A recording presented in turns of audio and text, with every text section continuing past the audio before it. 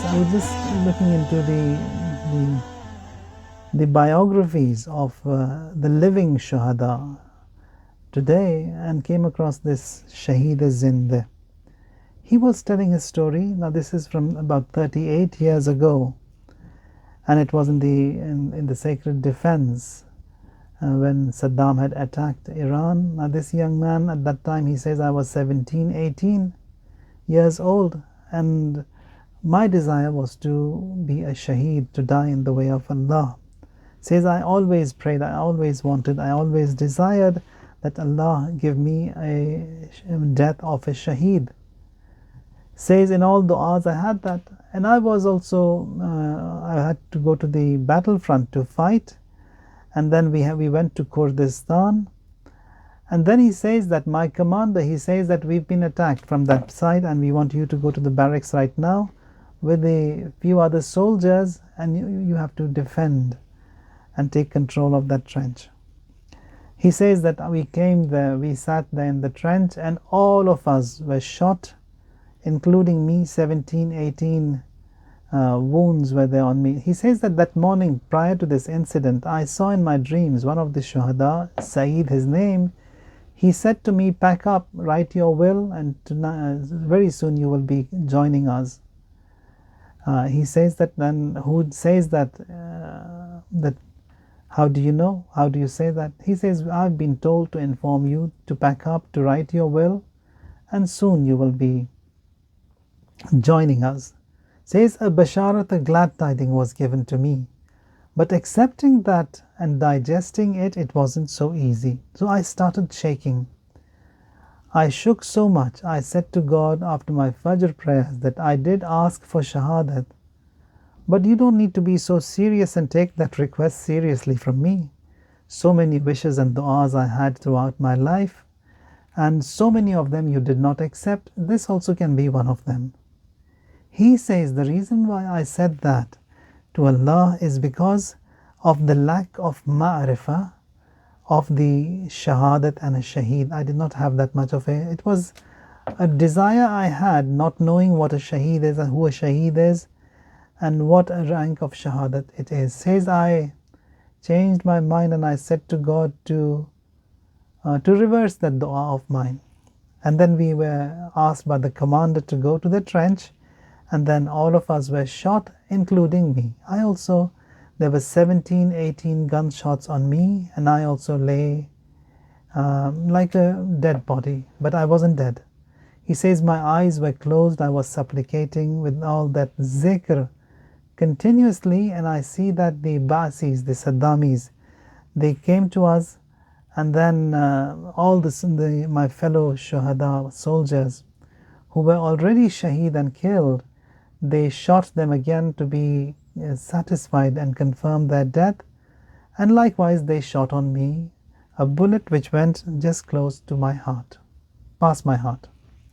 He says, I wasn't dead yet, and then they were pounding and crushing and walking over me and my head, and I could feel the pain of all the wounds on me and the pain of how they were treating and walking on us.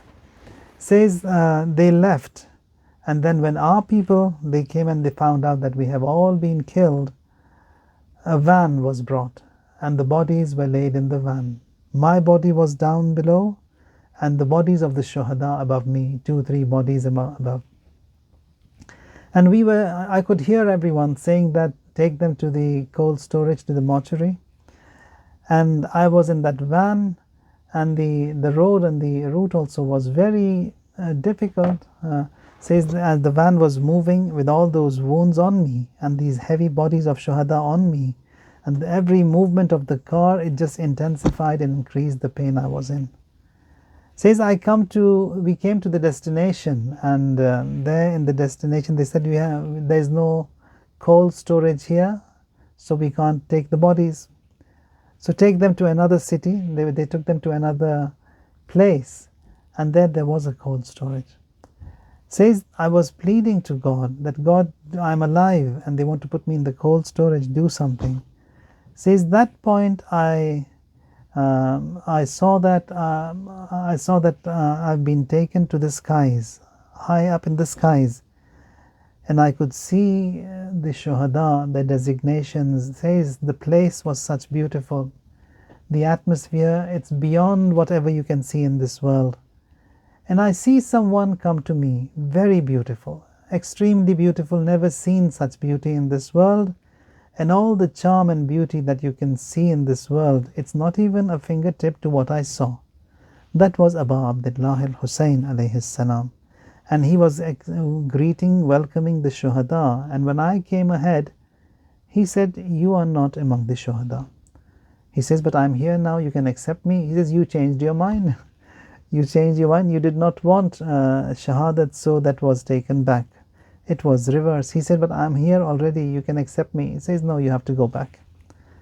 He says, I saw my designation where my place was, the place of all of my fellow shuhada. I saw them, the ranks, the stations, what they were, now back on this earth.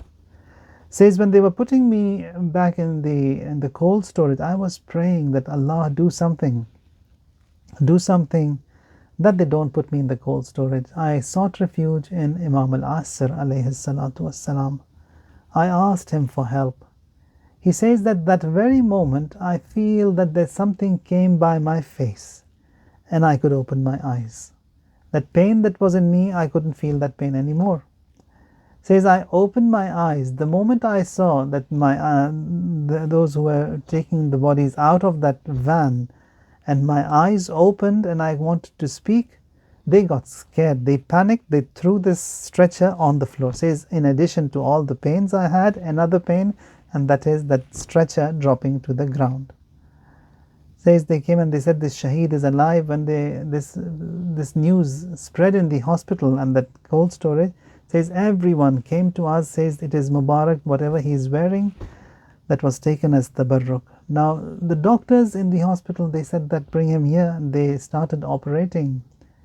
He says that I could speak to the doctor, and I said to him, you operate, and if you do see me die, don't put me in the cold storage. I am not destined to die, so don't put me in the cold storage.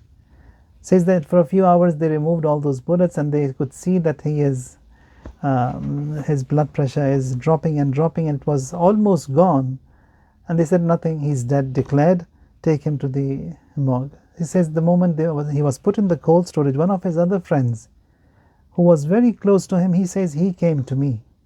He put his face on my face. He cried so much that his tears, they fell on my face. And then when his ears were close to my mouth, he started shouting that he isn't dead, he is alive. Again, take him back to the operation theater. He says, when I regained my consciousness amidst the operation, he says, I said to the doctors, why did you put me in the cold storage? Did I not tell you? I am not destined to die. Don't put me in the cold storage, leave me out here. He says, now how do you say that and such strongly? He says, that is what Abu Abdullah al-Hussein has said, that I will live and I have to live. So when he has said so, the death is not confirmed on me yet. That is Abu Abdullah al-Hussein alayhi salam. The best of the ranks is the rank of Shahadat. He is the Sayyid al-Shuhada. And this incident that I just mentioned, this living Shaheed is still alive in his mid-50s now. And all these are great personalities who've seen the reality, who've seen what is behind the scenes, who know what is this path, this liqa'ullah. And all these incidents also that you see and you hear, that someone who has come to the brink of collapse, towards departure and leaving this world, and that life is given back to him, means something major has to be done by that person. For that reason, Allah gives him that life back. Many